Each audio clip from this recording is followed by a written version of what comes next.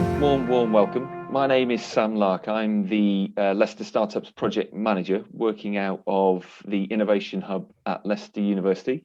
But we're part of a much bigger partnership involving De Montfort University, the Cooperative and Social Enterprise Development Agency, Leicester City Council through the LCB, and also a recently incorporated community interest company, which will be the vehicle that carries on the work of this project when the funding ends later this year.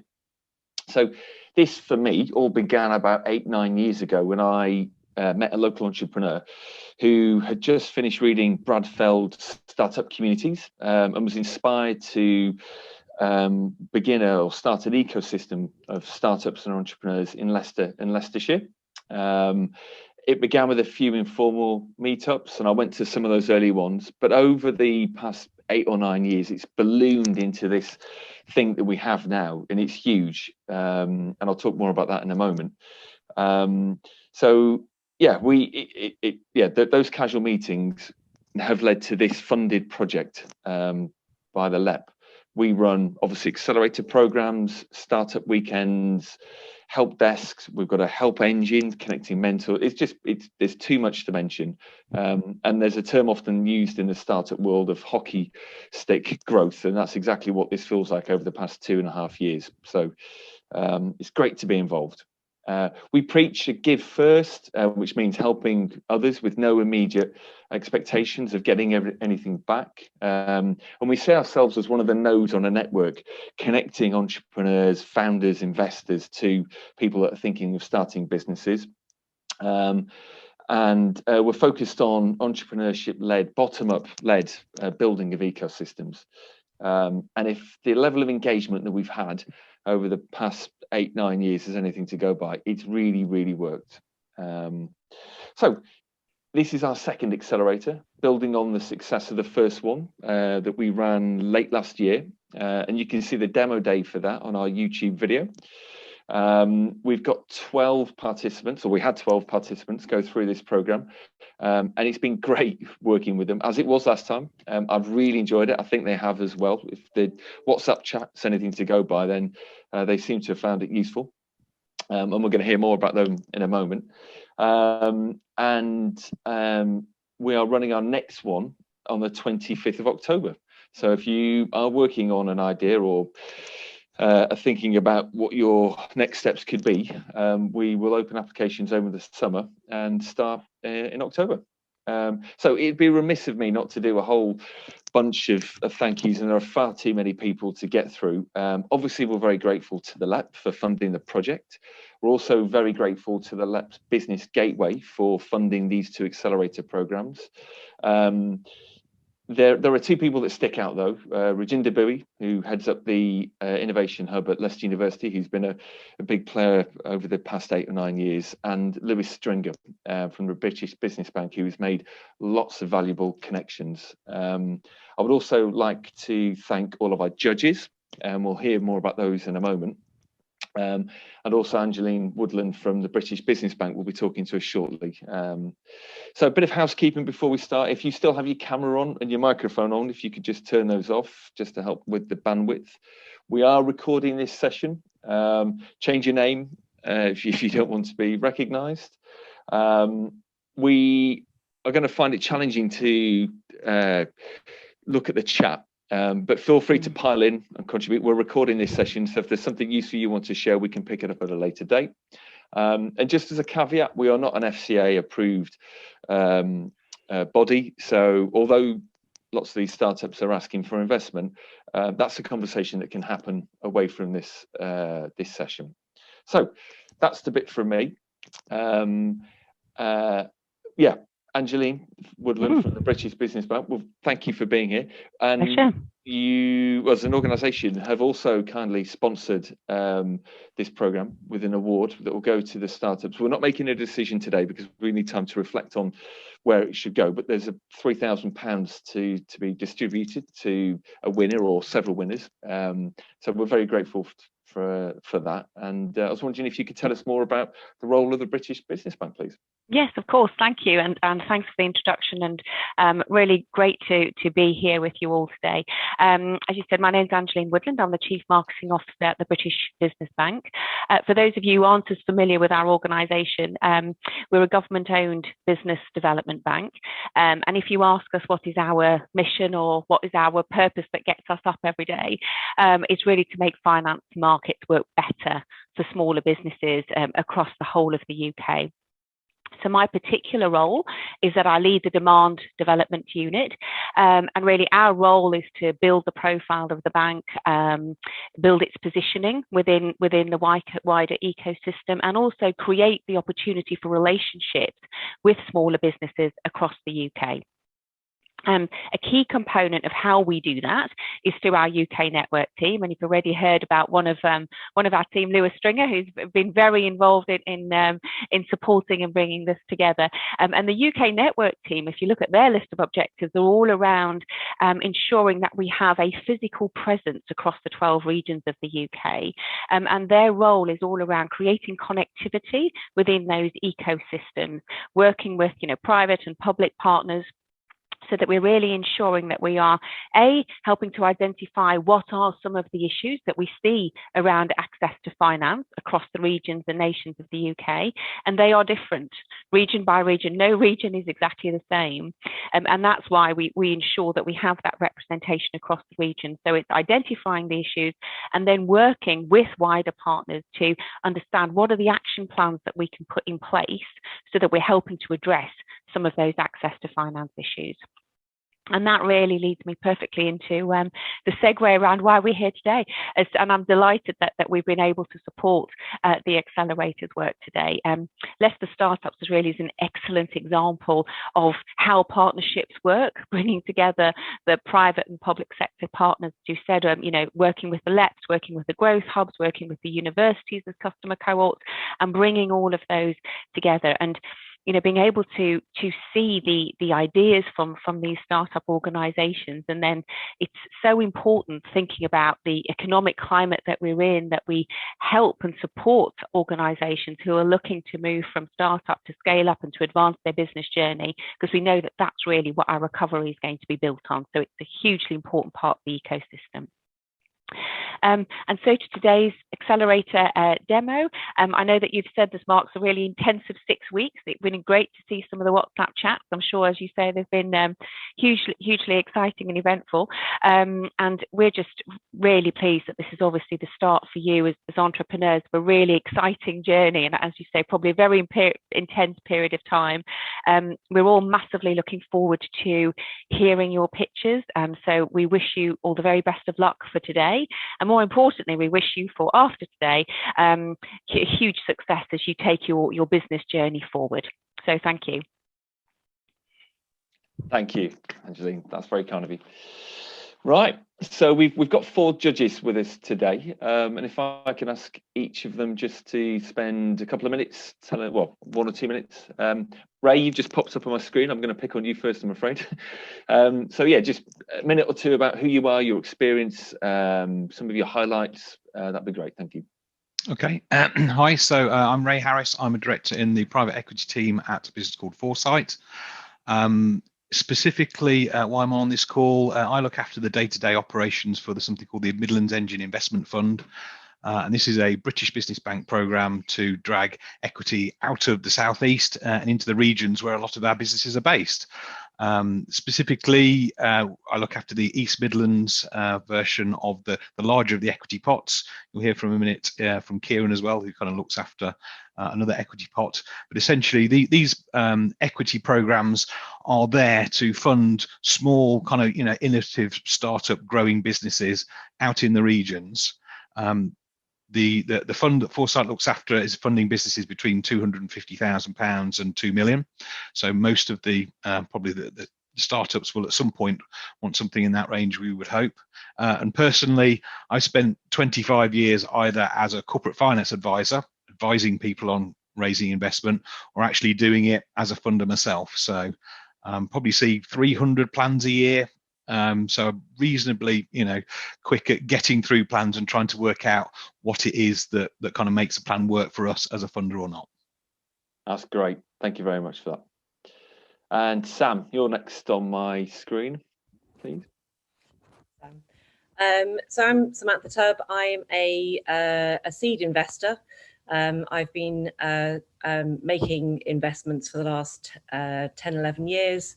I'm pretty much sector agnostic. My background before investing was in financial services and risk management. So I tend to have a little bit of a preference for those types of businesses. But I started investing 2009, made an investment in a company called ScholarPack, which I saw through to exit in 2018. ScholarPack still is a cloud-based management information system for schools. And I have currently a portfolio of 8 businesses where I have invested both time and a significant amount of effort into helping them develop on top of original seed funding. I actually judged on the last panel of the demo day, and the quality of the pitches that came through was excellent. So I am very much looking forward to the next couple of hours. Great, thank you, Sam. Kieran, next, please. Thanks, Sam. So Kieran, investment manager within Mercia's early stage Midlands Engine proof of concept fund, similar to the bucket of cash where Ray's Foresight fund comes out of, with a pretty similar mandate really to support early stage startups in the Midlands region. And that's kind of for us, Pan Midlands, so East Mids and all of the West Mids, for companies that are at the early stage of their growth in the technology and life sciences sector. So Mercia itself has got many different funds under management, the initial one being the proof of concept fund, as I've just kind of talked to, which is 250k to 750k investment into any given company. But we've then got a kind of wealth of funds that can plug in from there to ultimately support businesses from the stage where a lot of you guys are at today, which may be initial MVP, a little bit of commercial traction, all the way through to later stage kind of Series A and beyond, and into private equity. Thanks, Kieran. And Aaron, please. Thank you. Yeah, good afternoon, everybody. Aaron Baker. I work in the investments team at BGF, based out of Nottingham, so then look after the whole of the East Midlands region from there. BGF was set up about 10 years ago to provide equity capital into the SME market. We to date have invested over 10 years about £2.5 billion now into about 400 SMEs up and down the country, and akin to some of the other comments as well, about 75% of that outside of the southeast, which was a big part of our desire when we set up. The rate of investments now, I think it's the 7th most active investor in the world, and certainly the most active investor in the UK, which is something we're very proud of. Where we fit into the sort of funding landscape is a little bit later stage than the others. We typically provide investments of about £2 million and north. So very much backing those businesses that are fast growing, that have raised seed funding, that have raised venture funding, have proved commercial models, but are really looking to accelerate the opportunities that they've built over the years prior. So we come in at that stage providing minority equity capital to really add the fuel to some interesting businesses and some exceptionally strong management teams to allow them to take full advantage of the opportunities that are in front of them. Fantastic. So we've got 4 highly experienced, credible judges, panel members, and we've got 8 startups that are pitching. We started with 12. At the end of these pitches, we have got a video of the 4 that decided not to pitch. They, for various reasons, too soon, or but the 8 will begin now with Ray. And are you able to share screen, Ray? Have we enabled? Yeah, it works. Yeah, right. So we're on time. Which is good. So just as a reminder, it's 10 minutes for each startup, 5 minutes for the pitch, and then 5 minutes for the things the judges liked or didn't, areas of development. And over we go to you. Okay, get started. So hi, I'm Ray, and today I'd like to present to you Anastomose, a platform to connect the UK healthcare community to all sorts of opportunities like networking, education, and research. So just quickly to introduce my co-founder, who's a technical guy, Richard Reevely, who owns his own SaaS BPA company. And then there's me, who's a current medical student. But prior to this journey, I went to business school and I worked in management consulting based out of New York City. And so because of that background of mine, the behavior I had out of that was always to connect with people on LinkedIn whenever I met them professionally. And as soon as I brought this behavior with me when I started going onto the wards a year and a half ago, I started realizing that I can't find most of these doctors or nurses on LinkedIn. And even if I do, most of them didn't seem to be actively using it. And that's because there's really no place for us to sort of have this community and networking. Just looking at some of the numbers on LinkedIn, if you search for medical students, for example, only 3,500 show up in the UK, whereas there's like 50,000 of us. And the same goes for the doctor's situation. And, with the pandemic, a lot of other issues started being highlighted. So because there is no dedicated platform for our community, a lot of medical resources are now advertised on Facebook and Instagram. Again, because LinkedIn doesn't really help us. And the same goes for opportunities such as research and grants and scholarships, because there is no one central repository for all of these opportunities to go on. And so I created Anastomose, which is a medical and surgical term to mean connect, but it's not only to connect, the way you do on LinkedIn, but also to connect with all sorts of opportunities, such as healthcare events and webinars that you can filter for relevancy. But also, we tested this just within the last 6 weeks. And over 60 organizations have joined us with over 200 events just in this short time frame.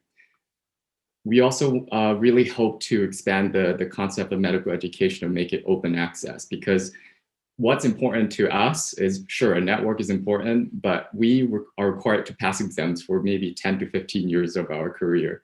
So medical education is so central to our journey. And then lastly, the opportunities board, because I sort of mentioned earlier that certain things like research and scholarships, where there is no one repository place, we've created this board so that there is a place for all these opportunities to be listed on, such as jobs in the long run as well. To test this, we had 25 research roles put there, and within 3 weeks, we had 244 applications. Again, driving the point that, if you make something accessible, people will utilize it. So just looking at some of the comps here, we have doctors.net.uk, which touts that they have 240,000 users. But if you start speaking to some of the younger doctors as well as the medical students, you soon realize that most of us are not on it.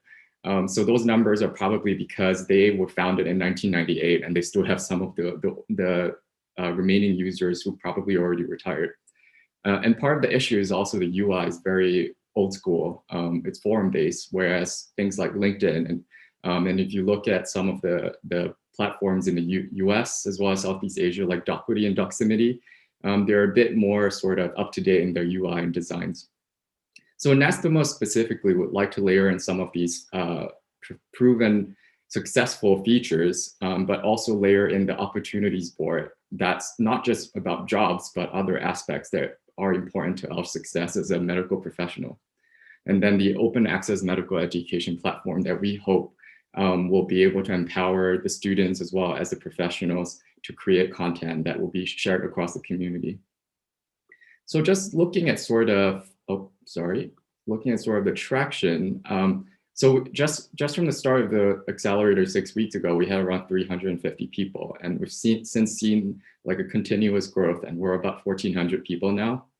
And we think that, this might look ambitious to hit 50,000 in about 12 months, but actually as a medical student, and currently I was recently elected vice president of my MedSoc, I have direct access to all the medical student leaders across the country.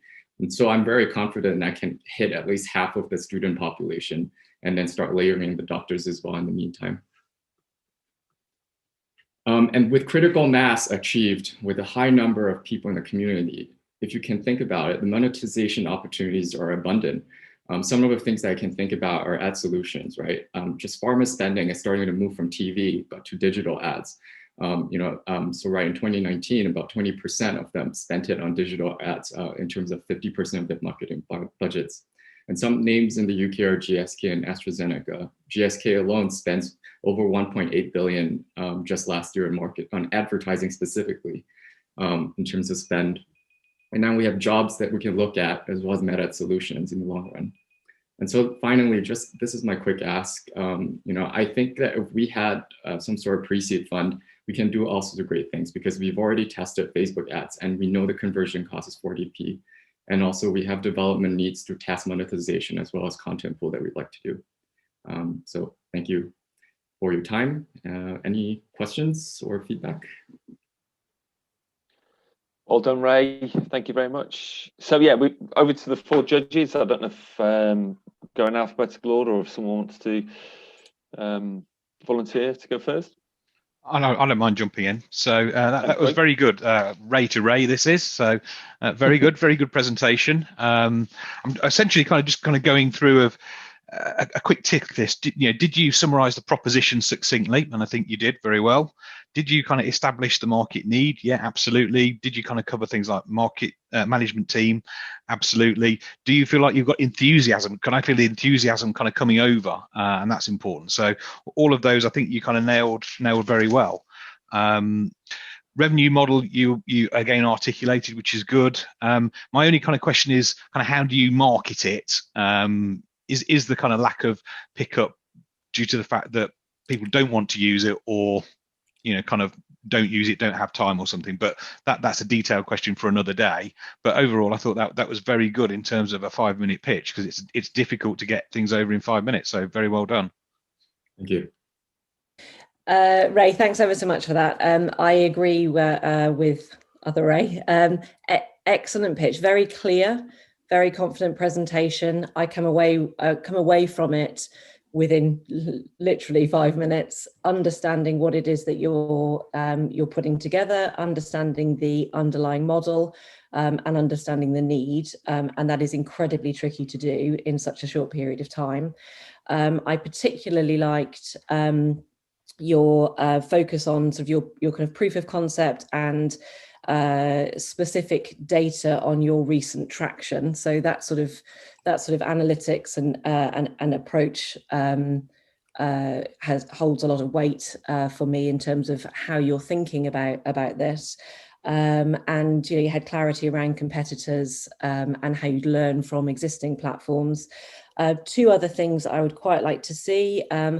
A little bit more around the team, what exists at the moment, who exists, what's their experience, and also importantly, what are the key roles that you want to start filling? So how's that going to build out? And the second area was how do you a couple of quick sentences on how you would engage with users and how you ensure sort of continued repeat use and therefore growth of the platform. But really well done. Thank you. Yeah, thank you, Ray. Yeah, I thought it was a very good presentation. The one point I was going to make, actually, Samantha just made, which is just that the people roadmap. Invariably these high growth platforms, require more people, require more time than everybody thinks, and it's not only a case of sort of the plan to get the resource in at the right time, but actually to get in ahead. Market opportunities tend to move quite fast. I guess there's a reason why the comparables over in the States and in Asia have raised so much cash so quickly, and it's probably linked to the opportunity, which is great. You've proved it, that opportunity exists. It's about how to capitalize it as fast as possible now, and that's probably it starts with man hours and having a route through just to make sure that you can deal with the scalability, to make sure that the platform can say yes to everything that's approaching it will be really important. But very interesting. Well done. Thank you. Echo similar comments, Ray. Well done with the presentation. Never easy to go first, especially in the Zoom environment. So well done for that. I think similar to what the guys have said, very well articulated and easy to understand the problem that you're looking to solve. I think the only additional question on top of the team build out and marketing, and it kind of goes hand in hand with marketing, is just trying to work out that route to market. And is there an area, either an area within the medical space or a geographical area that you can kind of focus your time and effort on day one to build good scale and then roll out from there? Because I think the challenges with a lot of the B2C opportunities are, marketing spend is usually very intense in the early days. So just trying to work out what you want to do and where your initial focus is over the first couple of years, I think is the only bit that I would add. Okay, great, thank you. Well done, Ray. And breathe. Right, we have Chloe next, please. My name's Chloe, and I started Clara in 2014 from my kitchen table. For 4 years, I built the business alongside my job in the corporate responsibility sector and 2 small children. And I went full-time on the business in 2018.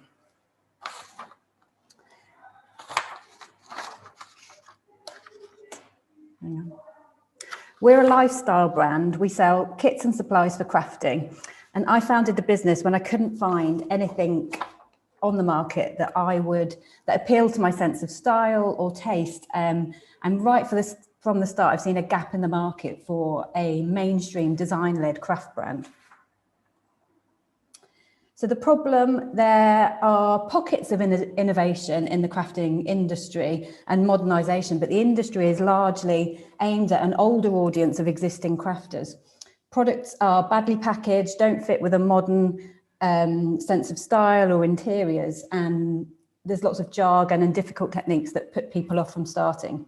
I've been a student and consumer of this market for 10 years, and the failure of the industry to adapt to a growing demand is astounding, but in our favour. So the solution, we understand the growth in the market and who our customer is. The foundation of our business is direct-to-consumer sales, and with 80% of all website referrals coming from our social media platforms. We use our 60,000 plus combined following across all platforms to build our brand and tell our story, from the mental health benefits of embroidery to the highs and lows of building a company. We've built a subscription model too, to enhance the community aspect of our business and to boost the lifetime value of our customer. Our designs are trend-led, and we partner with influential license holders and illustrators to widen our reach and appeal. Our USP is that we offer simple, easily accessible craft to the busy, anxious, style-conscious female. So the size of the market is massive and growing. You only have to look at companies like Hobbycraft in the UK, who are thriving online and in the high street and have seen 10 years consecutive growth. The market in 2017 was estimated at 5.4 billion. That's just the crafting market. But our business model hits the gifting market as well, which is potentially another 5 billion. So what we've achieved so far, we're estimating profits of about 150,000 from 2021. We've grown organically from the start. The last year has been transformational for us. We don't believe we're a COVID business. Before the lockdown hit and before anyone really knew about COVID or what was going to happen, we'd secured 100,000 of wholesale orders at key high street stores. We've built a loyal and engaged following and customer base, and we know how to scale this. We have 50% repeat customer rate and a 4.9 out of 5 review rate. So the power of our brand. This is a slide of current customers and just shows you kind of our reach at the moment. None of these customers did we approach. All of these customers approached us, which just shows the power of our brand and our organic reach and what we've achieved through sheer hard work and bootstrapping. Our ambitions for growth are big. I believe that this business can be a £100 million global craft brand.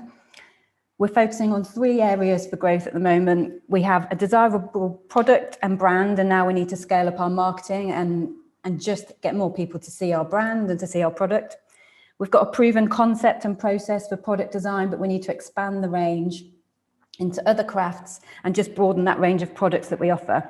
And we also know that reaching the American market will help us to secure this growth. So the team, we've built a strong team with myself heading up as creative director and CEO. Our e-com director has had 10 years at Odia, another successful e-com company. Our marketing director has come from Regis and Supercuts and 17 years there on the team. So what we're looking for is 250,000. We know we need to spend money on capital expenditure on product. We need some key hires in finance, ops and product development, and some around digital marketing. and we believe we're SEIS, EIS compliant. Thanks for listening. Well done, Chloe. Your turn to breathe and relax now. Aaron, you've come up, could you go first, please? Yeah, thanks, Chloe. Really interesting. Certainly from our perspective, we've seen a massive amount of e-commerce businesses over the last year sort of looking to raise capital, in the same sort of position as you, predominantly linked to stock and actually being able to get hold of stock and have the right amount of stock to service customers. Just a quick question from a supply chain perspective. Do you have complete control over your supply chain? Are you sourcing direct from manufacturer? So at the moment we source raw materials direct from the manufacturer and we put together our kits. So we would imagine over the next year transitioning to outsourcing the manufacture of the kits completely. But at the moment, we source directly from the manufacturer. So able to keep hold of that quality control throughout the whole process. Yeah, that's great. Really interesting. And I just think just feedback from a funder's perspective as well. There's a lot of e-commerce businesses that are seeking investment at the moment. Some really good statistics in there, including the profit margins as well. So don't be shy about emphasizing things like lifetime value, the cost of acquisition, particularly if you're acquiring customers from social media, you're probably getting them cheaper than many others out there. So some really important stats that are probably buried in there, which I would definitely not be shy about emphasizing. Yeah. Okay. Super. Well done. Great growth. Thanks, Aaron. Useful instant tips there. Kieran, you've turned up next to my screen, please. Yeah, no problem. Thanks for the pitch, Chloe. Again, I think similar to the first one, very well articulated, easy to see what traction you've got today, and obviously a great place to be in, given that you're already generating some strong turnover. So I think there's a lot of good stuff and the business moving in the right direction. I think the only bit of kind of feedback I would have in terms of enhancing the pitch is just maybe a little bit more detail around how you go on that scale up journey. I think there's obviously a big step up in revenue, and part of that will be deploying the external funds that you're looking to raise. So just a little bit more information and some more data points around that, really. Thank you, Chloe. That was great. So I thought your brand came across really well. You've got a beautifully branded product. I see how that links to the market that you're going for, the demographics. I thought, as Kieran, the idea around the articulation of what you've done to date, great profitability numbers. That gives a really solid base in terms of what potential investors can look at. I would have liked to, I don't know the market at all. And so things like 50% repeat customer rate, I presume that's great. I don't know. So sort of giving some kind of context to that would be interesting. Yeah. And I think also I had a similar point to Kieran in terms of what I would like to see in terms of growth and where you're going. You talked early on in the pitch around B2C, 80% of of business coming from social media referrals, and very much an individual customer led business. Then you also referred to quite a few wholesalers. Yeah. It'd be really interesting to understand how your plans for the next few years split along the retail, sort of direct retail versus wholesale route. Yeah. Thanks so much. Thank you. That leaves me. Yeah, absolutely. Well done, Chloe. That was very good. I'd say that was a wow presentation for me. As soon as you put this, you were articulating your model very well. Direct to customer, 60,000. You kind of tell us that how you're scaling on social media. Subscription model, that's a model that all funders particularly like because of the recurring revenue nature, high repeat rates. You've opened up the kind of gifting market. So again, all of these kind of important things to establish kind of market. And then you get to the slide where you do your revenue and you go, wow, this is doing something really interesting. So in terms of bits that I didn't know much about, so I think it was kind of picked up probably by Aaron in terms of the supply chain question. I'd like to know more about your supply chain. In the fact that you source them and put them together yourself, kind of that's quite interesting. And the team slide was very brief. It just had kind of essentially kind of four. I want a little bit more information about kind of who it is that you got in the team and what their experience is. But overall, that's a very strong pitch and one you could take to investors today, to be honest. So I think, you would imagine if, you will have a number of us, then you're going, actually, shall we have a chat straight after this? Cool. Thanks. Myself included. Right. Well done. Thank you, Chloe. Thank you. Panel members. Right, we have Thomas next. Perfect. Thank you very much. Okay. So good day, everyone. My name is Thomas Ede, and I'm the COO and co-founder of eKitchenette. Thank you for having me. We ran a series of IBM design thinking workshops around influencers, restaurant owners, and consumers. And we understood the following problems around the food industry. But even more, we got pointed out that restaurants are willing to share their profits if they would have a big amount of orders. What really caught our attention in the workshops is that lack of attention that you see here. The feeling of being unrecognized, the feeling of being left alone. We're building a pool of established influencers, and this is our solution. We're saying that anyone can be an influencer. The moment that influencers enables their followers to buy the dish that they promoted, that influencer will get rewarded. We aim particularly to focus on answering the lack of attention from the restaurants by providing them dedicated account executives that would collaborate with the influencers and would be paid by the influencers. In essence, we're building a trusted community around influencers, businesses, restaurants, and consumers to create a self-sustained ecosystem that would help the food industry burst. Our aim is to build a brand around influencer marketing and online ordering. Anyone can take their phone, take a picture of the delicious food that they like, and then post it on social media, including eKitchenette link. The follower of this influencer can see this delicious food. I personally love the donuts here on the slide. And through the link, he would decide to order the food. Our business model is very simple. 10% commission, the lowest on the market, and any influencer would get a flexible commission to be agreed between the restaurants and themselves. Who are our competitors? Affiliate marketing platform, influencer marketing platforms. Their focus are more horizontal model.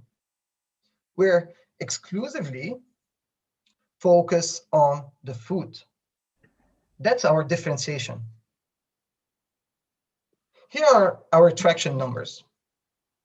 But what is very important to highlight here is that starting April, we're gonna take advantage and the benefits of the PR and marketing we have been built up till now to reach 1,100 restaurants by year end and 1.2 million followers as a potential reach. The traction has been great, sponsorship and media. And we partner up with Physiologic Solution, our technical business partner, Sonedo, our digital marketing partner, and together we're gonna build eKitchenette brand. The total market pool for the food industry is, in the UK alone, is $4.8 billion a year. And the food will never go down. It's an interest for everybody. We're gonna target where the users are most active and reach a realistic target of $77 million a year by year 7. We're excited of our expansion plan and reaching a brand, eKitchenette brand, by year 5, while partnering up with delivery companies. Our team is diverse, and we each have really segmented and good experience in each of the domain. Ali worked with influencers, myself as an IT project manager, and George with his experience in the industry. We're seeking £250,000 for R&D, growth and marketing. Join us, and together, let's help promote our local restaurants and build the future of food. Thank you. Well done, Thomas. Your turn to relax and breathe now. Sam, you've just come up on my screen. Would you go first, please? Yeah, sure. Thank you, Thomas. Very much. Really interesting idea. The things I really liked about it. I love your description. Your descriptions. You are clearly incredibly passionate about this. It comes through very clearly in your pitch. The idea of the kind of local community element and just the networking and keeping things local is very attractive. I think building from the bottom up, in particular for small local food outlets, is a strong one. And I think the kind of fundamental, it sort of comes across to me as a formalizing of the influencer impact for small outlets, which is probably something that those individual food places, restaurants, etc., would find quite tricky. So I find it a very interesting idea. I think my only real question is around how do you ensure that the influencers or the full group of influencers that the restaurant community is working with are genuinely trusted by those people who will then be ordering through any of the outlets. So there's sort of a trust element, which I think partly you get around with the localization and the community building piece. But that for me is sort of the unknown that I'm left with off the back of the presentation. Thank you very much. Thank you, Sam. Thanks, Sam. Aaron. Yeah, thank you, Thomas. Thank you. Really interesting pitch. Obviously, the market potential is absolutely enormous. I think one question, if I can, just it wasn't massively clear, so it might be a bit of feedback. But is this effectively an app that you're developing yourself that then will dovetail into other social media applications? So it's an app for a business. So it's a web application. So the consumer will really be focused on his feed only. So that's where they are all the time there, right? 40% of the time of a UK person is on screens, and a lot of it is on social media. So focus on where they are. We're allowing the influencers and the restaurant to benefit from the app and then take advantage and bring in the consumer towards this community. Okay, yeah, because the whole model works by accessing the consumer, the person who's putting their hand in the pocket to buy some food. So that they will get exposure to the food of a given restaurant via existing social media apps that are backed onto. Yeah, okay, yeah, I understood. So I sort of, yeah, very interesting market, and I know that people are battling with the commissions of the Just Eats in the world nowadays. So sort of cracking that market is definitely a prize worth having. Sort of being clear on how that model is going to work, I think, will be interesting. And probably something you want to maybe just be a bit more clear in your presentation on next time, because I think that the task is probably quite significant. Especially when you're, I guess, from an influencer-led perspective, typically the influencing model works quite well on a mass consumer market basis, whereas obviously on a more micro basis, actually building up the number of people that you actually need to be looking at the feed to get a meaningful number out the other end, will probably be a bit tougher than possibly you're led to believe. But equally, the market opportunity is enormous, so certainly worth the time. But being really clear on both the user and the beneficiary, the restaurant adoption processes independently, I think would help, certainly from my perspective there, but I might have missed something. But thank you, really good idea. Thank you for your feedback. Thanks, Aaron. Kieran, please. Thanks, Thomas. Again, kind of echo what everyone else has said in terms of good presentation. I think the influencer market is going to continue to grow as we move forward, and obviously quite topical at the moment in terms of kind of fast foods, given they've been probably one of the few business areas that have thrived against the COVID-19 backdrop. So I think it's certainly an interesting product that you're looking to solve, and a very good and clear pitch that you've articulated. I think the two questions that I come away with, one was just in terms of that kind of scale up and the cash requirement. You mentioned, I think it was 250k that you need. There was quite a big steep upturn in customer numbers and user numbers, and it was just a little bit more detail and data around that. One, to explain how you get there and go on that journey, and two, maybe just a bit of kind of question and feedback in terms of, is 250k the right amount of money? Could you potentially raise slightly less and still advance the business, so that kind of delta between where you are and the step up is maybe a little bit less for incoming investors? But other than that, I thought it was a very, very good pitch. Thank you, Kieran. Thanks, Kieran and Ray. Okay, yeah, very confident pitch. Well done. I guess what you've seen from a couple of the panel here is they were a couple of questions about clarifying something, and I must admit I was kind of watching for the first part of this, trying to kind of work out exactly kind of what the business model was in terms of identifying the need, establishing the market need. Now, the fact that you got a couple of questions both from Samantha and Aaron and myself, I didn't quite get that until a few minutes in. So I think maybe for me, you'd kind of want to position it more clearly so that it's a bit easier for someone who doesn't know any of the market, exactly what the proposition is, who's linking what to whom, where the monetization is, and why people are going to want to use you rather than somebody else. And I didn't get that until quite late on, but by then I wasn't focusing on, so I was trying to work out some of the other stuff that was going on, so I perhaps was slightly distracted. So for me, it's kind of a clearer proposition up front in terms of kind of what it is and kind of establishing the market need. Right, we have Emma next. So welcome, thanks for inviting me to present our climate change game solution, and thanks for all the support from Leicester Startups and our fellow pitchers. I'm Dr. Emma Fieldhouse, I'm founder and director of Future We Want.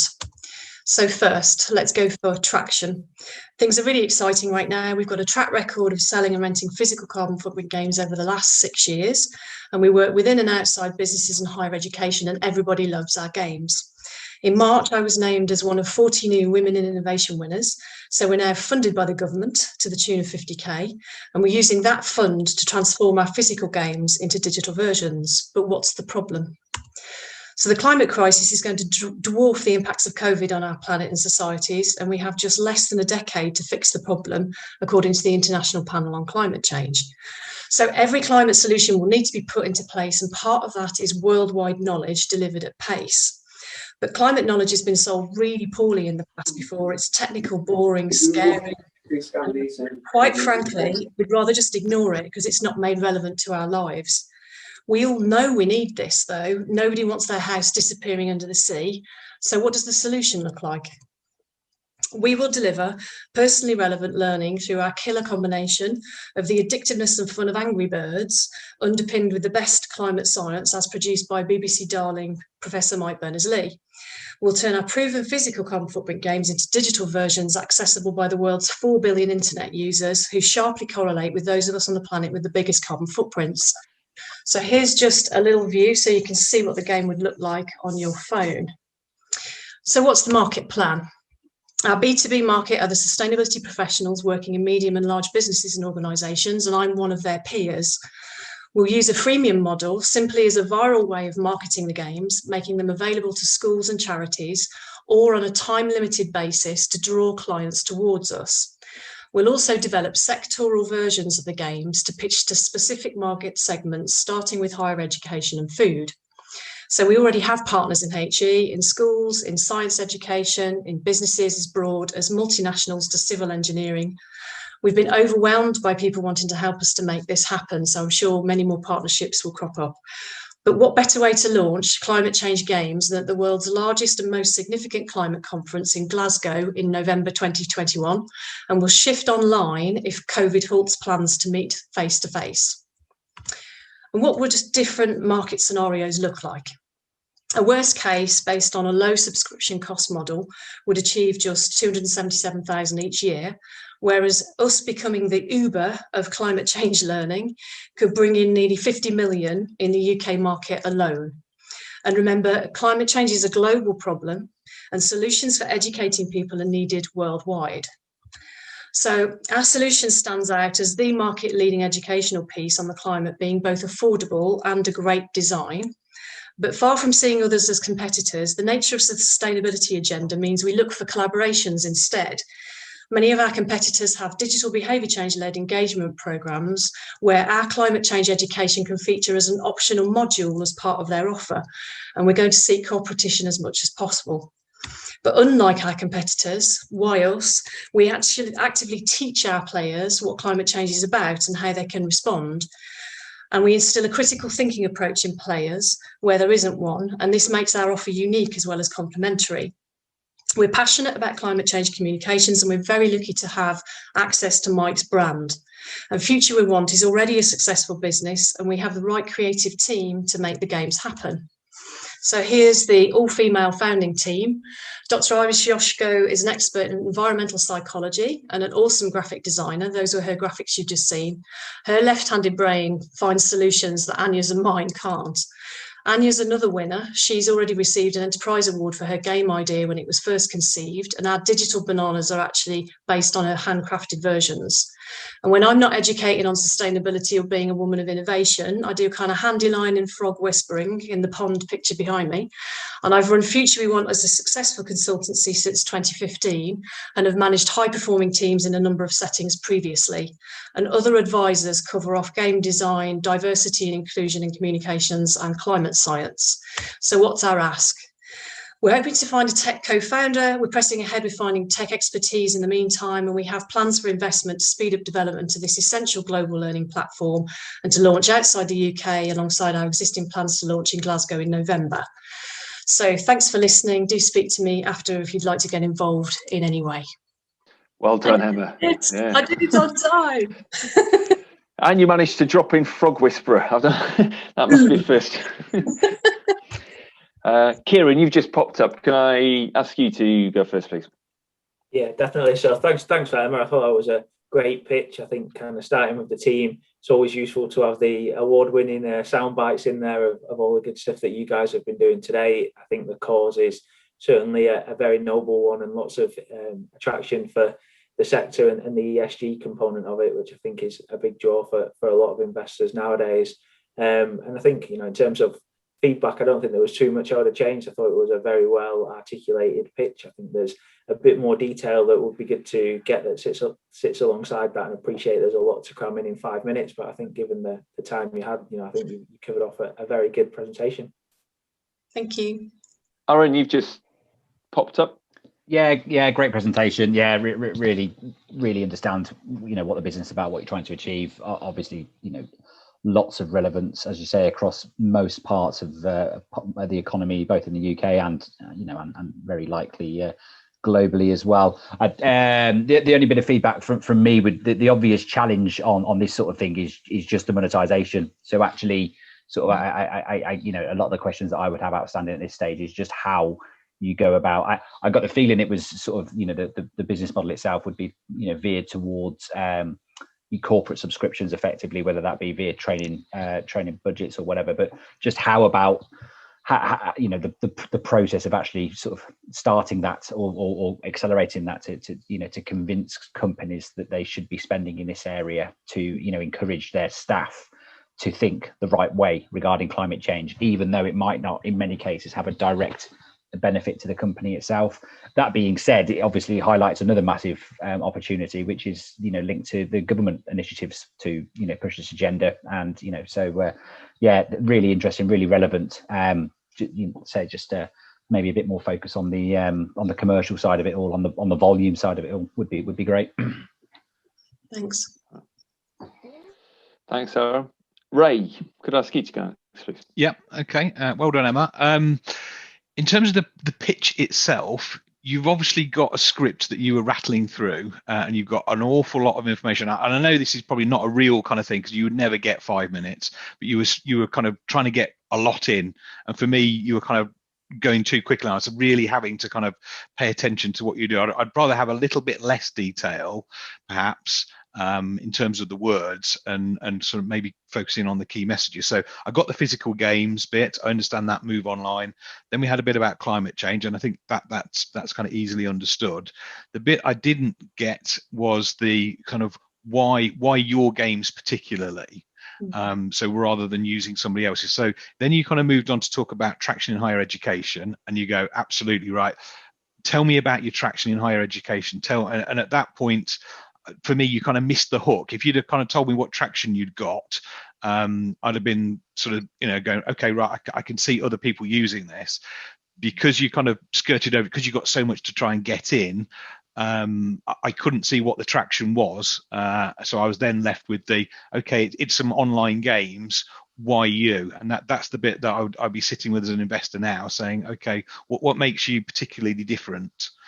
So maybe you have got traction in terms of the higher education market. I think you probably do well to kind of articulate that, because I think that will be a hook for investors. And then one of your slides kind of talked about market size, and you had 1% of market share, which gave you 227,000, and then one at 90% at the other end of the scale, which gave you just under 50 million. Now, again, my experience is that I don't know of any business that has 90% market sort of domination. So it just kind of made me feel that even at 90%, kind of was the market a little bit narrow, even though there's probably other markets that you haven't thought about. So that was just a little bit of a kind of red flag for me at the minute. Is this market very large or not? Because at 90%, which nobody ever gets, it's only in inverted commas 50 million. Most of the businesses we see struggle to get to 1%. So just kind of be aware that investors, certainly myself particularly, I'm always a little bit wary when somebody says I only need 1% of the market, because that very rarely happens. Markets are generally quite large. So, but a lot of information there at the minute, and you did a good job delivering it all. So well done. Thanks, Emma.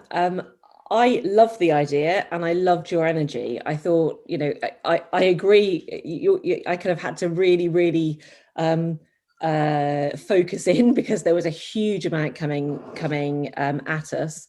But what came through, I was frantically scribbling to make sure that I kind of captured it all, was actually very clear. I won't labour the point, because everyone else has. You're missing numbers. And you really need to focus on those, show what traction you've got already, and show where your revenues are going to be coming from. So we really need to understand that. And at the moment, it's not an investable proposition as you put it in front of us just now. That said, I really resonate with the concept, but also the design and the way that you're trying to hook in. A couple of things that will be in fact, three things. The collaboration element, I think, is also really important. And to Ray's point just now, the elements that you sort of haven't yet discovered, I think part of those will come through collaboration. So you will develop this as you go through. The two things that would be really interesting are some kind of understanding on whether you're looking at things differently for different demographics and different age groups. So, you can see this for little kids and right through until adults, but actually you'd want to tweak it somewhat. And also what the non-monetary impact is that you're likely to see. The other piece that I would be really interested in is, off the back of this, what sort of spin-offs could you expect? I mean, if you genuinely are able to influence people in the way that you want to on this incredibly important topic, it's not just the direct impact of profitability of the insular company and idea, but also what is it you're going to spin out, and how might you support that, and where that might go. So it's a great kernel of an idea, core of an idea. It's quite scattergun at the moment. You need to pin down the finances, you need to pin down the impact. But as a sort of generic one-liner, I love it in terms of what you're trying to do and how you're trying to do it. Thank you. Great feedback. Thank you to all the judges, panel member. Well done, Emma. Right, over to Luke, please, next. Good afternoon, everybody. My name's Luke Fulford, and I'm here to talk to you today about Pay Exchange that I set up with my business partner, Scott. We've both got several years' experience of working in and with fintech companies. Pay Exchange really is a win-win tech solution. We allow companies to save money and give their staff a pay increase. I don't know many small business owners that like paying tax that they don't have to, but the fact is that most are. On average, it's £400 per employee every year. This comes about as a result of auto-enrolment pensions. The 5% employee contribution is paid to the employee and then into their pension, and this creates a national insurance liability for both the employee and the employer. This can be saved by setting up a salary sacrifice scheme. In that case, the 5% contributions are paid directly into the pension, thus reducing the national insurance liability. Schemes like this are completely HMRC approved, and at the moment, over 90% of FTSE companies use them. However, 95% of small business owners don't. Setting up a scheme like this is a minor contractual variation, so it needs to be done properly and in a compliant manner. Currently, these can only be set up manually, and there's 3 ways of doing that. Business owners can set it up themselves, but it's a technical process and quite time-consuming, and the fact is they aren't doing it. There are consultants that can set these schemes up. However, they charge big fees and tend to only work with companies that have got above 80 employees. Finally, accountants could set these schemes up for their clients as well. However, their high charge-out rates tend to negate the savings for smaller companies. We believe this is the perfect problem for a technical solution. Our automated platform offers a simple and fully compliant option for small business owners to set up a salary sacrifice scheme. Pay Exchange deals with all of the calculations, communications, implementations, and administration of the scheme. How does it work? We do a calculation for the company and show them the savings that are available. When they say they want to go ahead, we then communicate with their employees with really easy to understand information and explainer videos, explaining them the changes that are happening, the benefits to them, and giving them the option to opt out. We then implement the scheme, but that requires no change to the pension contribution level or the pension scheme that's used. Most companies can be saving money by the time the payroll is run the next time. Our revenue model for this is that we charge 10% of the first year saving as an upfront fee, and then £3 per employee per month on an ongoing basis. From the companies we've worked with so far, our average return on investment for our customers has been over 14 times.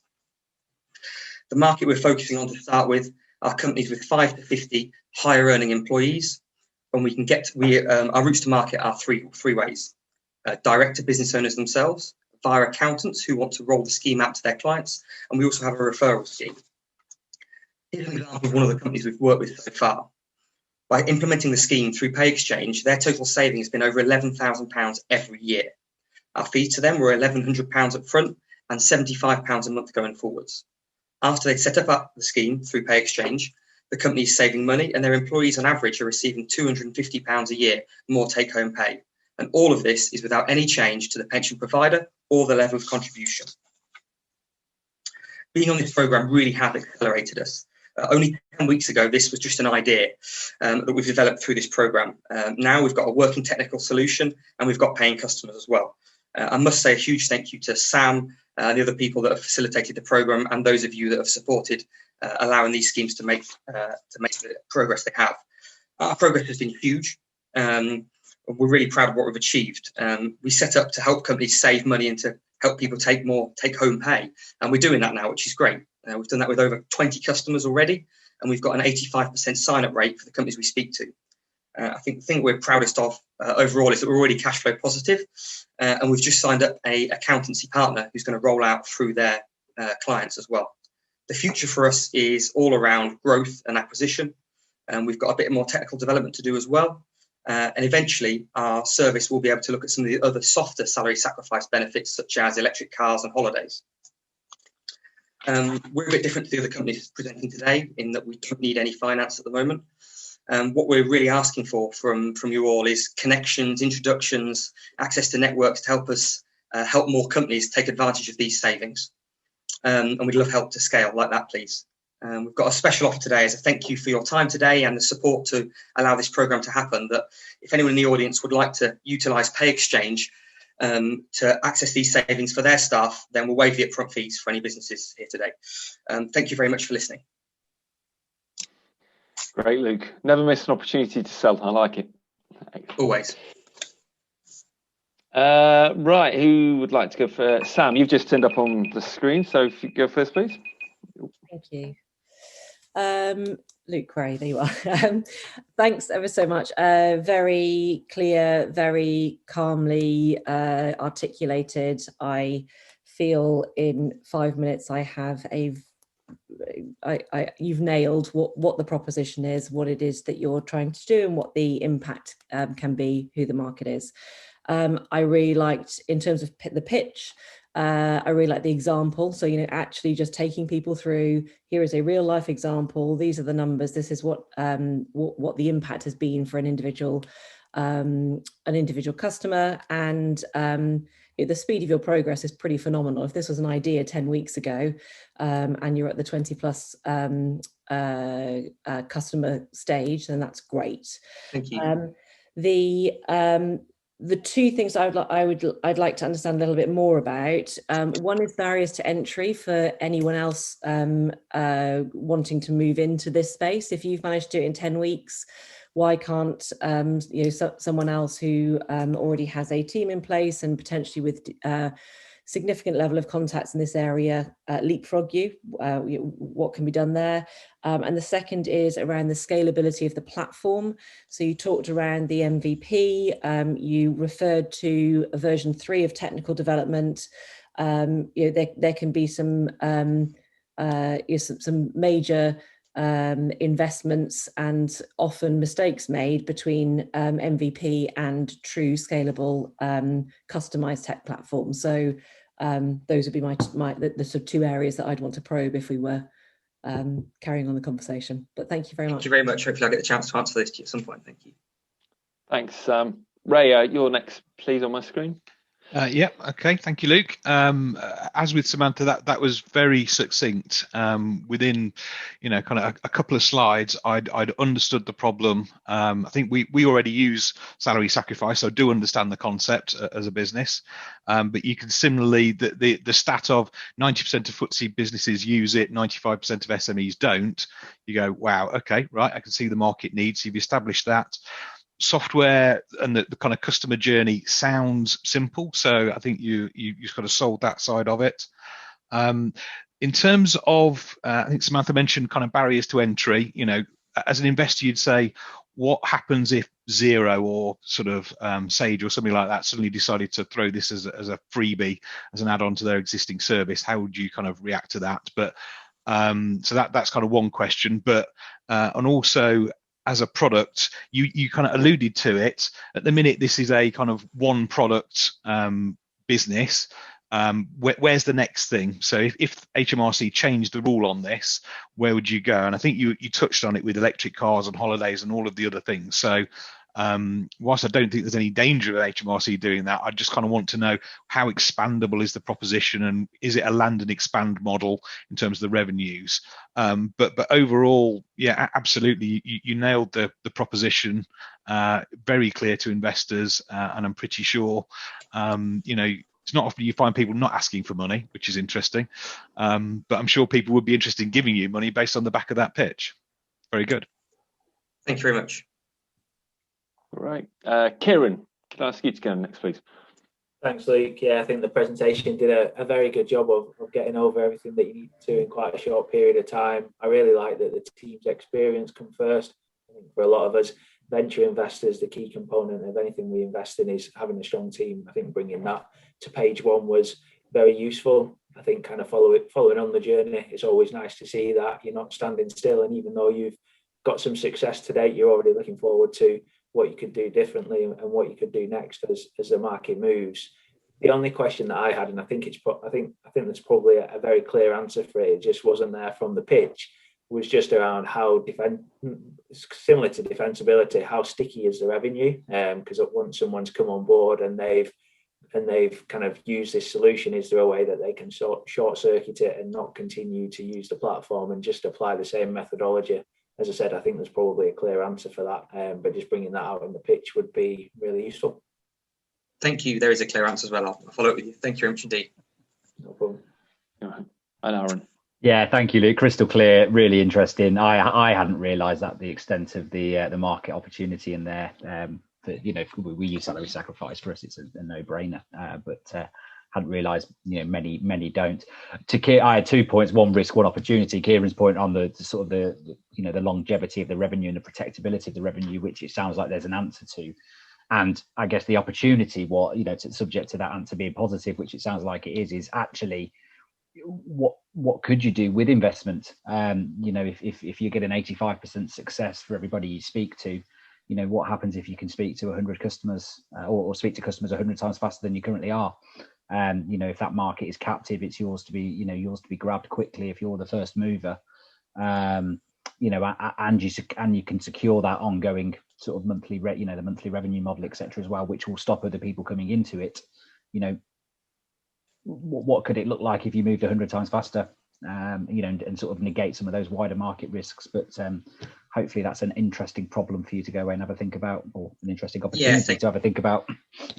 Thank you very much. Yeah, I think it will fall off a little bit from that, but I think we can keep it high. But thank you.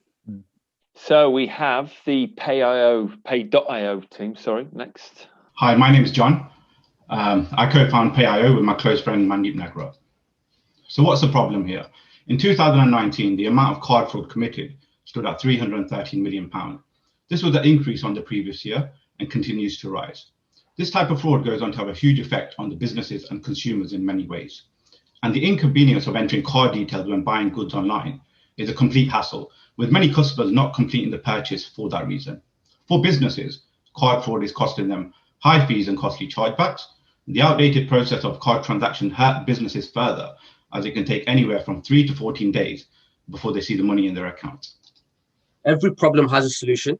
Making payments using Pay.io will eliminate card fraud for the business and consumer. Customers make payment directly from their secure online bank app. Businesses receive payments instantly into their bank account. How it works. E-commerce businesses offer Pay.io as an alternative payment method on their website. Customers choose Pay.io at checkout instead of using Visa, MasterCard, or PayPal. The customer is directed to their online bank account. They log in using their normal bank security. They confirm payment, and it is sent directly to the business account without the need to input and share card or account details. So the Pay.io journey started in 2019. It all stemmed from seeing firsthand how much fraud was being committed in the payment sector.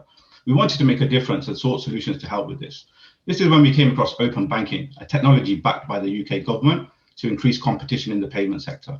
So in 2020, we went through a process to establish how businesses and customers could benefit. Our process led us to create 3 prototypes, which we used to gain valuable feedback.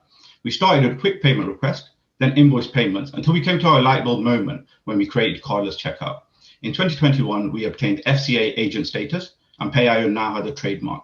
We have 16 e-commerce businesses on our waiting list and have been accepted as a technology partner by Not Commerce, who has 7,000 UK e-commerce businesses on their platform. We are living in a digital world, and people are adapting to new technologies every day. This is proved by 30% adoption of open banking uptake in payments. Using Pay.io provides a 20% higher conversion against using cards.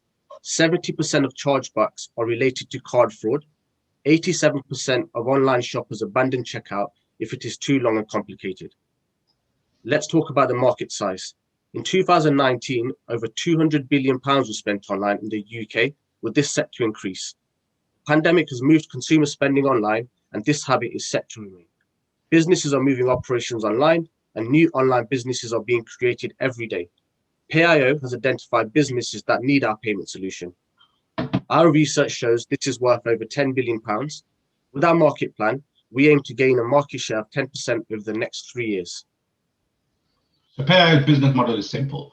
We take a commission of 1.2% plus 20p per transaction, and that's based on a 30% adoption of our market value. We project to have a revenue of 3.6 million by the end of 2023. So Pay.io's plan for market adoption.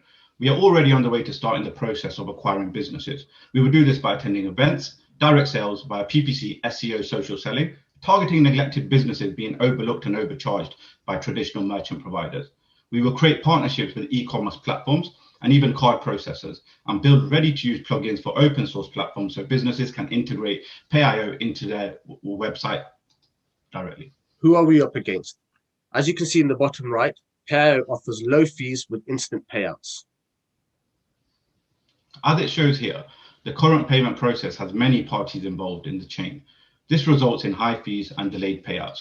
We can maintain our competitive edge because we can eliminate middle parties and keep costs and overheads low. Why use PayIO? Businesses avoid costly chargebacks. They receive payments instantly. The customer does not need to use a card to make payment, which will lower cart abandonment. The payment process is simple and secure. We believe the team is a major asset to any business. I've worked in the utility sector for over 7 years at Centrica. Before forming PayIO, I worked with HSBC in commercial banking and international trade. My background stems from sales, digital marketing, project management, and software development. I worked with a now well-established Leicester startup and global wealth management company based in Dubai before I co-founded PayIO. Why are we here today?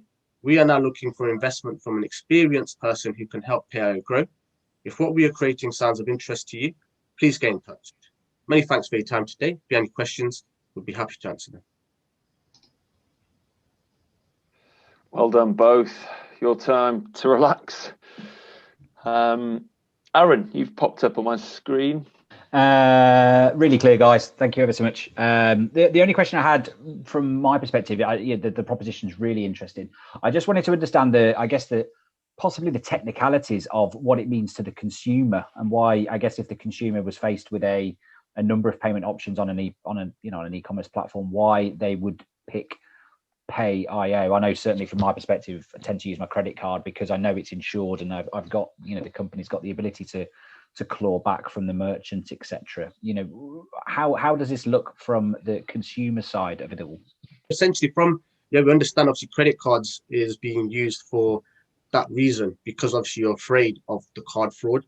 Essentially, this is what eliminates the card fraud by using your bank app. You're not sharing your card details. You're not going online for any fraudster to impersonate you and take over your details. Obviously, credit card debt is really high at the moment. People are spending for that reason, essentially using their credit card when sometimes there's not a need. This will help basically make a payment when it's needed using your bank app directly from your online security. Okay. But sorry, I was thinking less about the fraud side, more about the, I buy a product and I buy a product, it's faulty, and I want recourse over the vendor. I assume this offer those same sort of protections that a credit card. Yes, the bank has a process in place to cover you for this if the business doesn't refund you. But essentially, obviously, the businesses that we would onboard would have a refund process. Okay. We'll have things in place to make sure they're doing that. Yeah, super. Thank you. Yeah, really, really clear, guys. Really interesting. Definitely placing the market for it. I do wonder if the market might be quite a bit bigger than you may have estimated as well. Just a gut feel. So, which is probably is, yeah. But obviously, would play on the low side for sure. Yeah, good. Well done, guys. Kieran, could you offer some insights next, please? Yeah, I think very similar to Aaron's comments. I think the picture was very clear and easy to follow. The value proposition was pretty straightforward, and that's always good to see. I think the areas of kind of further questions and probing for me would be very much around that regulatory landscape. Why has nobody else done it today? Is there any barriers for customers moving to this payment methodology? And the second bit is just around kind of brand and reputation. I think whilst it maybe costs us a little bit more, while it's the pain of putting your credit card details in, I think when you see that MasterCard badge on your payment and your kind of payment journey, that you're protected and that you've got that recourse. So it's just working out what is the route to overcome, I think, the kind of psychological challenges that some people would have before using something which is pretty new and innovative. Yeah, definitely. That will come because obviously it's early technology with open banking. So we're confident that will happen. So we're at early stage where we're offering this service. And obviously that's the reason there is that protection on the cards, because of how much fraud there is. Like I said, mentioned 70% is obviously cashbacks, chargebacks are related to card fraud. So this is why they've got that in place. Take that out.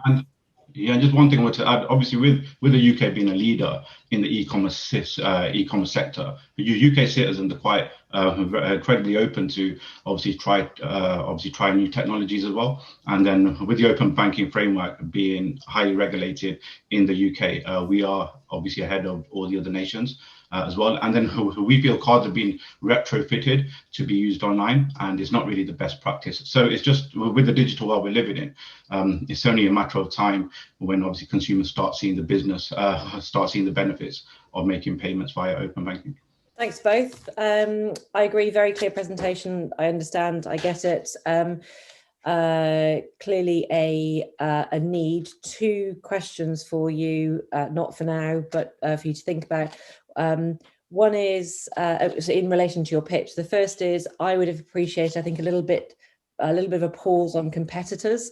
So to understand a little bit more around who else is out there, and also who potentially could come into the space.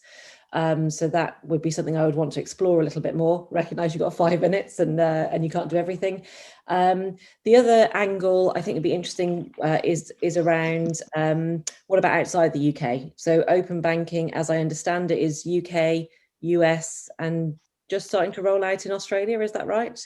Yes. So just a nod to, if you're thinking sort of longer term around international expansion, some kind of look in that direction would be interesting. But I get the issue. I understand what you've done and how you're doing it.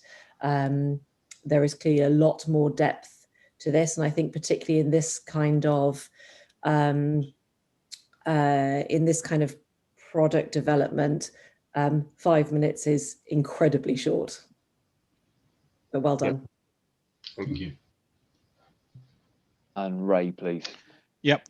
So thank you for that. Yep, understood the proposition. In terms of, for me, I'm trying to work out, I understood the proposition from the business's point of view.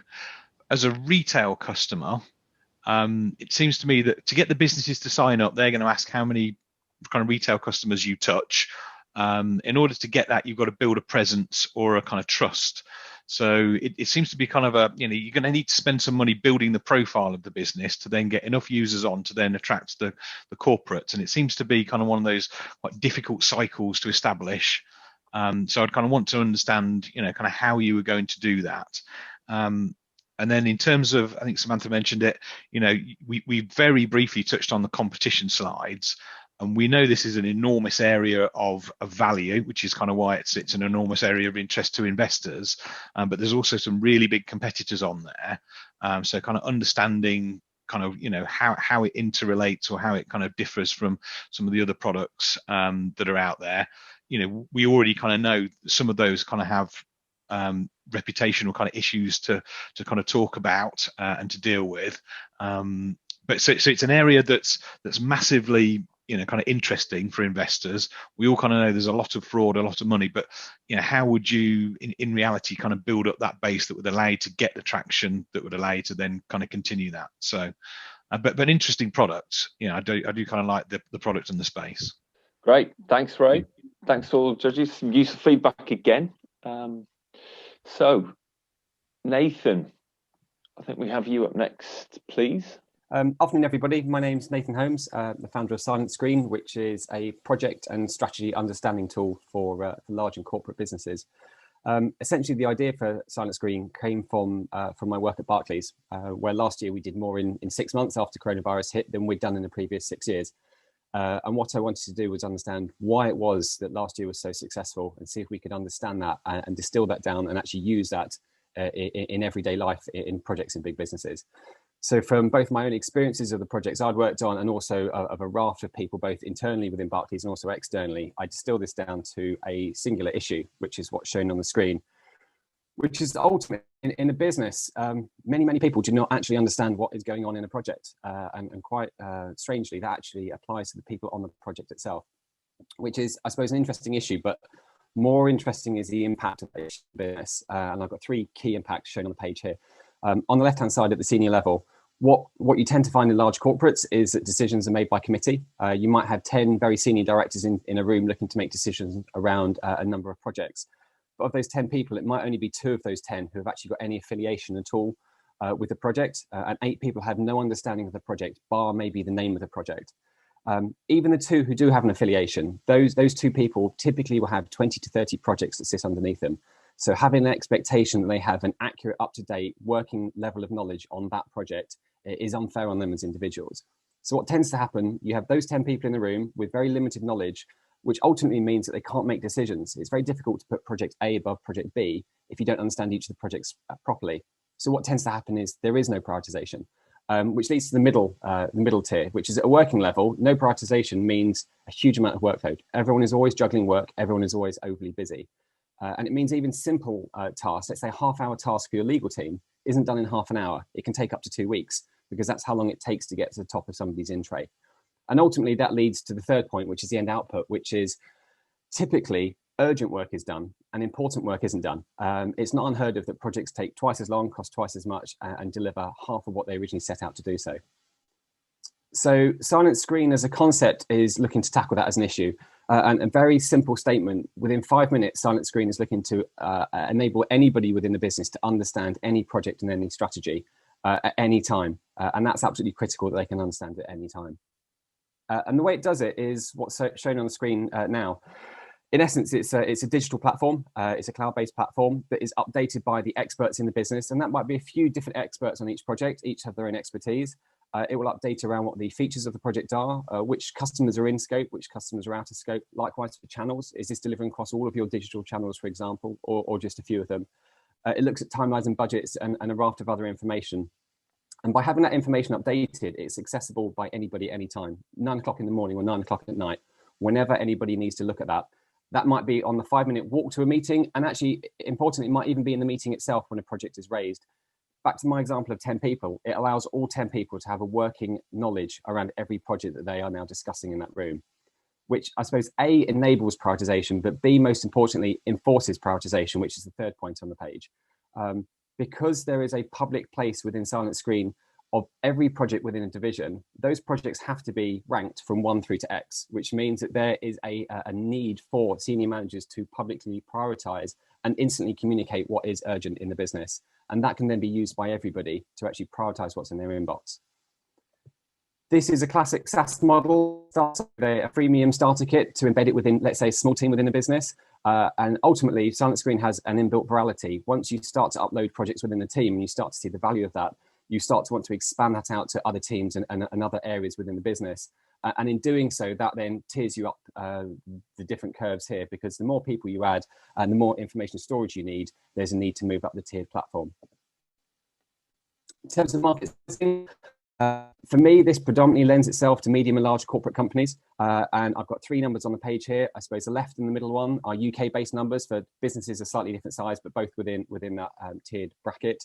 I've shown potential user numbers in the bottom. That's assuming a potential of 20% of people within those businesses would benefit from this as a tool. And for me, this isn't a UK-based idea. This could be used globally. And the number on the right is just an indicative figure, just to show one company, the US, as a great example of where this could be used elsewhere. Competition, it's a bit of a funny one in the sense that this is a project and strategy understanding tool. It isn't a project management tool. In fact, it's very complementary to those. You need project management tools, absolutely. And if anything, this tool is an embedded plugin within that. It could be an embedded plugin within Slack. It could be as a standalone entity. But for me, it offers a very, very different end user outcome.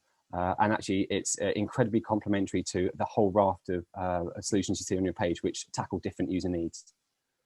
Market adoption. At the moment, I have a beta that's live within Barclays, within the business bank. I'll look to roll that out to more teams within the business bank imminently. And also I'm looking to engage the retail bank from the transformation side. Ultimately, I'm looking to extend this out to other businesses, and I'm looking to get this to 3 other corporates by year end. Very brief piece about me. So I work at Barclays currently, but I've worked at a range of different FTSE 100 companies over the past 10 to 15 years, either directly or as a management consultant. And the need is across all of them. This isn't specific to one business or one industry. This is something that I've seen across all of the businesses. And just on the right-hand side, Barclays has been hugely supportive of me in this. This isn't Barclays' project, this is mine, but they are there and actively supporting it. They understand the need of this in the business and are keen to see this progress. which leads me just to the last ask. So similar to Pay Exchange, my ask at the moment isn't around funding. The ask is more around introductions and connections. So if you're aware of any business who would be keen to do a trial and feedback on this sort of tool, I'd be very keen to hear from them. Thanks very much. Well done, Nathan. Your time to relax. Thank you. Ray, could I ask you for your comments first, please? Yeah, okay. Thank you for that, Nathan. So you spent quite a bit of time articulating the problem, and I think that's one that we all kind of recognise in our sort of daily lives. Too many projects, not enough time, not prioritisation. So I think the problem is kind of well understood. I didn't, if I'm honest, understand how the software is going to solve that or make my life easier. So if I'm sitting in a meeting and I've got 10 other people, you know, we have a paper internally circulated which kind of does this for me. You know, I wasn't sure if this was creating more work by putting it onto another database. So for me, it hadn't established kind of, you know, the how it's going to make my life easier, and hence, you know, kind of would I want to push it. So at that point, I'm then struggling as to kind of follow the rest of it, because I'm still trying to work out how and why the kind of market need is to be demonstrated. So so that was for a little bit of a problem for me. In terms of the Barclays connection, it's interesting that Barclays are helping you kind of develop it. I'd probably like to know a bit more about some of the projects that you're on, so I can establish kind of the market need for it. So I didn't quite understand it, if I'm honest.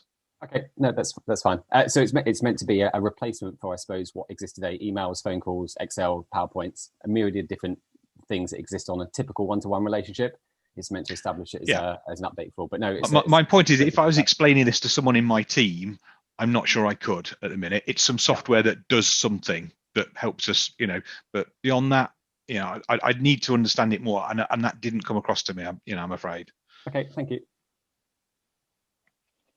So, Kieran, could I ask you to go next? Please, you just turn up on the screen. Yeah, thanks for that, Nathan. I think, you know, probably similar to Ray's comments. I think as I was kind of following the presentation, I thought it was a replacement for the likes of Asana, and I think it was only when you got to the back couple of pages, it was kind of really explaining that it was a complementary tool. So I think for me, it's just around that route to market, and how do you either one kind of dovetail into one of the big suppliers? It sounds like it may be an accretive add-on for those kind of guys. And two, just as part of that, you know, how do you work out if they are going to move into this space and it's going to become competition? Because I think in my mind, when you talk to that sector or a project management tool, they are the first companies that come to mind, because obviously they've got pretty hefty marketing budgets that they've deployed relatively recently. So I think it's just probably unboxing that a little bit more in terms of what's a competitive landscape, and is there an element of it that you can make it a little bit more collaborative, and does that potentially help you get your product out a bit quicker?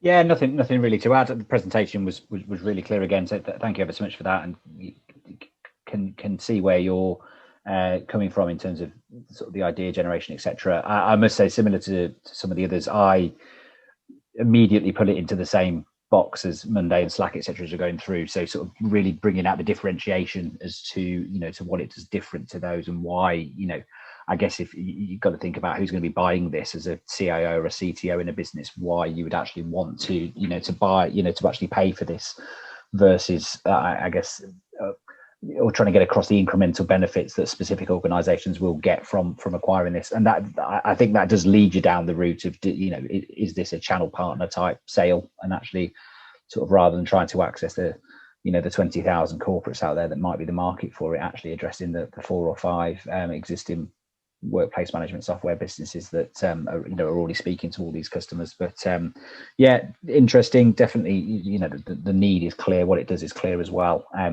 It's just about convincing someone to buy it now, which will be the next stage. Thanks, Aaron. So my perspective on that, I thought in terms of articulation of what the problem was, you were absolutely spot on. You know, it came across very, very clearly.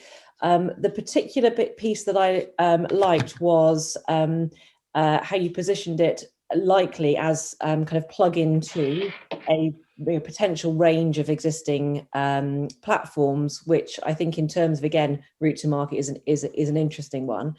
The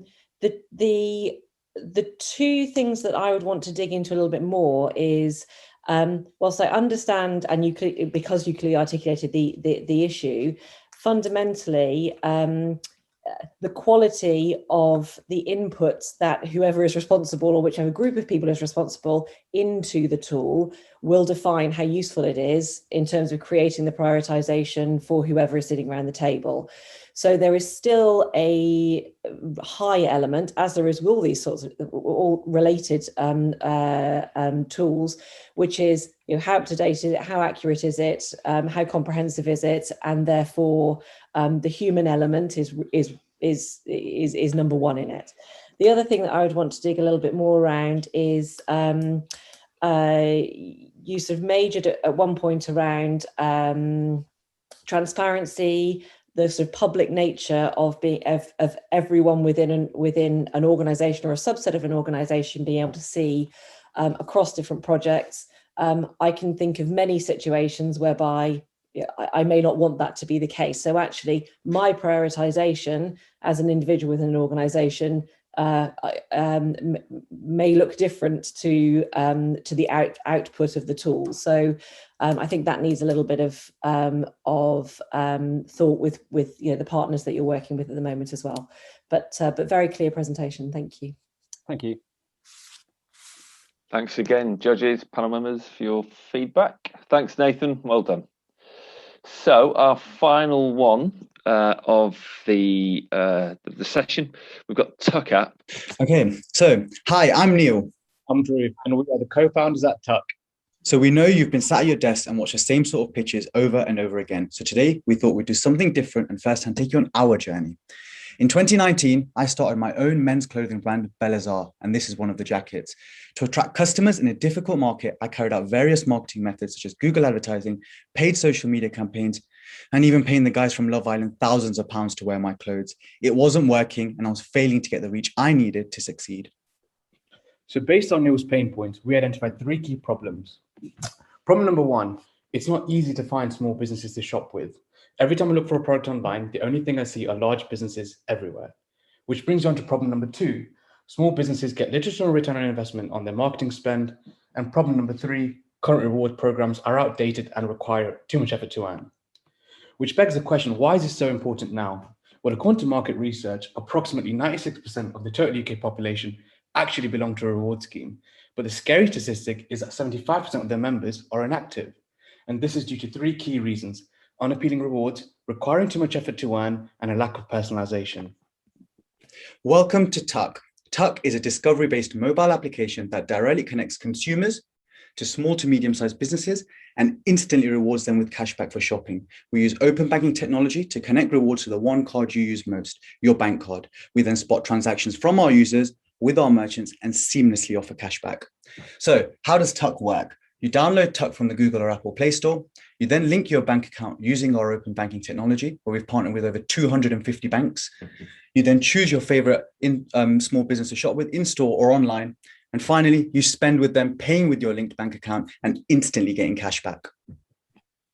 So what does the current market look like? Well, in the UK, there are 5.8 million businesses representing 99.9% of the total business population.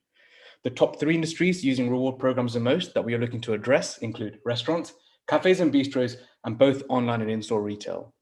Based on this, our serviceable obtainable market is 100,000 businesses turning over £37.9 billion every year. Now, the market consists of both direct and indirect competitors. To compete with the likes of to compete with larger cashback sites such as Quidco and Top Cashback, we'll be competing on a technology and the target market.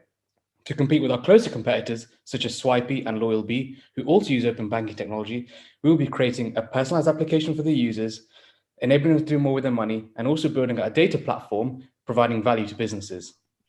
So you're probably wondering, how do we make money? At launch, we will implement a freemium model to generate traction and awareness. Beyond this, we will charge a 20% commission on all cashback payable to our users, meaning we will take 20p of a £1 cashback and a one-off joining fee of £20 per merchant. Our future streams include a data subscription service, a tipping model where we charge commission on tips done through our application, and finally, targeted advertising for our businesses to be able to reach more customers. So what's next for Tuck? Well, we're looking to launch our MVP in Leicester in April and currently have 40 businesses signed up and 250 users on our waitlist. To fuel growth, we'll work with local communities, businesses and hubs to onboard businesses at scale and reach our target of 10,000 users by the end of the year. Beyond 2021, it's all about product development. We want to begin work on our data platform as well as the modules to enable users to do more with their money. And finally, expansion. Where do we see Tuck in 5 years' time? In order to go regional, we will form strategic partnerships with larger brands known for the wide support of smaller businesses. Examples include Tide Banking and Etsy.com. Now, you're probably wondering why we're different. Well, here at Tuck headquarters, we believe in 3 things. Firstly, our technology enables instant gratification. So no longer will a user need to wait 3 to 4 months to obtain a reward. Secondly, we really want to empower our users to be able to do more with their money than just obtain cashback, whether it's donating money to their favorite charities or communities, or even tipping the favorite waiter or waitress at the restaurant. And finally, we want to empower radically local behavior and move to a society with equal opportunities amongst small businesses. Finally, our team. So Dhruv started his career at startup challenger bank Atom. He saw the company grow from 10 to 50,000 users and saw the launch of many other banking products. Myself, I have experience in technology, working at IBM and also a small business owner. And finally, we have 3 key advisors on board, Adam, Nick, and Professor Paul Morrissey, who specialize in data, loyalty, and technology. Finally, our deal summary. What do we want? So we have received our SCIS advance assurance from the HMRC and are looking to raise £150,000 with 20% of this already committed. The proceeds from this round will be spent on marketing, technology, and building a superstar team. Thank you for listening. Please visit www.tuckapp.co to sign up to our waitlist today so you can be rewarded for shopping with your favorite local business. Thank you. Thank you. Wow, wasn't expecting that, you two. Well done. That's a bit different from the pitch practice we saw last week. Brave. That was very scary. Yeah, but it was. Yeah. Especially colouring and picking up pencils like I've not done that in about 20 years. Right. Yeah, Aaron, you've just appeared on my screen. If you could go first, please, that'd be great. Yeah, the presentation was great, guys. Similar to the others, we're obviously very used to receiving presentations all the time, and something as interactive as that is really engaging. But pleasingly, the content was there as well. So I've got 0 questions, regarding the business, what you're trying to achieve, etc. Really strong pitch, very well done. Really interesting. If you guys are a little bit bigger, I think we'd be having a conversation now. So hopefully we will be in 12 or 18 months' time. Really well done. Yeah. I thought it was an awesome presentation. Loved it. So engaging. For the first time in 14 months, I felt like I was in the room with someone. So that's just great. I love the idea. Completely get it. I had 2 questions. One was around competitors. So there wasn't anything kind of visual that I could hook onto on the competitors. I think I heard you say Loyalbee and Swipey as 2 examples. Yep. It would be really interesting to understand how they're doing. It was quite a kind of a quick flick over those. And in terms of the I get it all. I actually don't have very much. It's not particularly detailed, but actually the one piece that I didn't jot down that I would be really interested in is for the specific individual shops, restaurants, etc. Do they set their own cash back? How does that work? Would you, is there a kind of an internal support that you'd be doing? How would you help them to grow, engage, etc., etc.? But I think it is a very, very interesting idea and pitch. And I think you have a very clear plan there. And I'll leave it like that. Yeah. Maybe we can pitch offline, Samantha, about those questions you had. I think that'd be a great idea. Thank you. Ray, your thoughts, suggestions, please. Loved the presentation style. Whilst that may have felt scary, that was genuinely refreshing and completely different to anything I've seen in a long time, frankly. So brilliant. In terms of part of the thing about engaging an investor is having something that's memorable, and that most definitely was. I understood the opportunity very quickly. I was thinking, right, this sounds like a Quidco, okay, and then you go, okay, it's like Quidco. as someone who uses that, you kind of know the problems with it. It just takes forever to get your money back, kind of thing. So if this is a immediate one, okay, I understand kind of what the need was. In terms of the revenue model, I was kind of looking at that and going, how many people are going to pay £20? So I think the revenue model needs some work, but the opportunity is most definitely there. I quite like the mention of the tipping model as well, and that's something that for local businesses, I think there's an awful lot of demand for A, support local businesses, and B, tipping apps and those sorts of things. There are a number out there that potentially kind of can do those sorts of things, but as specifics, this seems to do quite a lot of things all in one. So quite a lot of interesting kind of angles within it. Again, as with kind of one of the previous ones, you need to get users signed up to then kind of make it attractive, but I guess that's part of the trial. So I'd be really interested to see kind of how you did with that in terms of getting, your 10,000 users, but really interesting, really engaging, understood it. Yeah, absolutely. I liked it. Appreciate it. Thank you. We can catch up offline to answer some of the questions about the pricing model and all that. Thank you. Thanks, Ray. And Kieran. Yeah, thanks, guys. I don't think there's too much more to say. I think everybody else has summarised it pretty well. I think it was a very engaging pitch and a nice way to wrap up the session. It's never easy going last, so grabbing everyone's attention with something slightly different works very well. I think key thing for me again is just understanding and unpicking that route to market. I know there's a focus on one geographical area initially, so just working out how that kind of scales out and putting a bit more detail around that. But other than that, very, very limited questions on a pretty easy to follow product and a very nice pitch. Thank you, Kieran. Great. Well, that's it. That's all 8. So thank you and well done. We're shortly going to hear from the 4 that didn't pitch, decided they weren't quite ready to pitch. We've got a video. It's only 4 minutes long, so we'll put that on at the end. Big round of thank yous to all the accelerator participants and, of course, the 4 judges. And another big thank you to everyone that's been involved in this wonderful initiative over the past 8 or 9 years. I'm going to put my email address in the chat. So if anyone would like to speak with any of the startups, they can do. Then just send me an email and I'll connect them up. One of the common things I kept hearing was that it was rushed, and yes, we did put them under pressure. 5 minutes often isn't enough. We perhaps a bit of a victim of our own success. We tried to squeeze in 8, which forced the time down. But well done to all of the 8 that did pitch, because they did manage to get the message across. That's it, I think. So we will go away and decide how what to do with this wonderful sponsorship money from the British Business Bank. We'll have a chat with the judges and obviously update the participants. But thank you everyone for coming. But please don't go yet, because we're just going to play the video. Hello, my name is Robert Flint and I'm the founder of Adviserly. I'm a former corporate partner in a UK platform law firm, and when I was in practice I struggled to find decent advice from lawyers and accountants around the world for my clients, and it's a problem that's faced by lawyers and accountants around the world every day. There's a gap between their own referral networks and the large referral networks and international firms that exist for the bigger clients. So my solution is an international referral network of lawyers and accountants operating together on a platform where each provider is the exclusive provider for their service in their jurisdiction. It's still very early days, so I'm building the network and getting feedback about what they want to see. My ask, rather than for funding, is for introductions to any lawyers and accountants that you may know who may be interested in joining the network. Thanks very much. Hello everyone, my name is Harsh and I hope you're well. I'm here with Upnaki. Upnaki unlocks your sea and what it has to offer.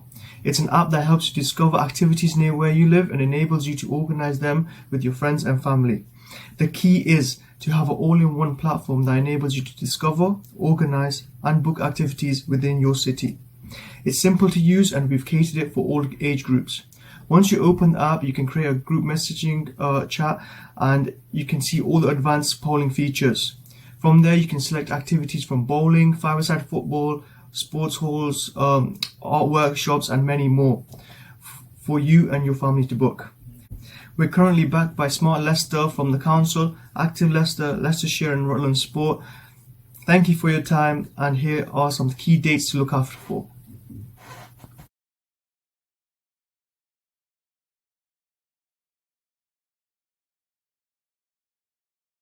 My product, which is called Sun Clipper, arose out of my love of tennis, and the idea was to see if there was a device that could block sunlight whilst maintaining the straight ahead view nice and clear.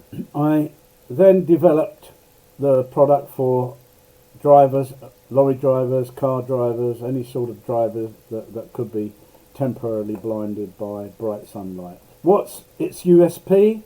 It blocks rays from above very effectively, in fact 100%, whereas most filters won't achieve that much.